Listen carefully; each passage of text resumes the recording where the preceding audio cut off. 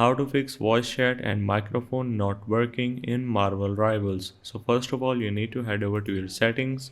Once you are in your settings, you need to make sure to go for the audio, and then you need to scroll down and go for the voice chat. Make sure that your voice chat is enabled. If enabled, also make sure that your mic volume is at least 80%. If not, your mic volume will going to be low even if you are using a professional mic. Also make sure that your input device is selected to the mic that you are using. If you are using headphone, there will be an option of headphones, so simply select that as well.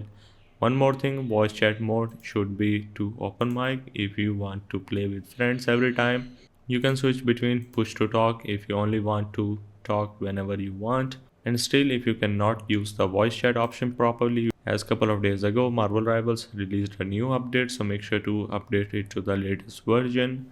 And not to mention, if everything else fails, you need to reinstall the game completely.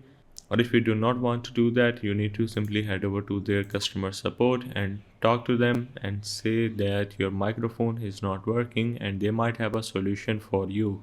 So this is the way of how you can fix microphone or voice chat not working in Marvel Rivals.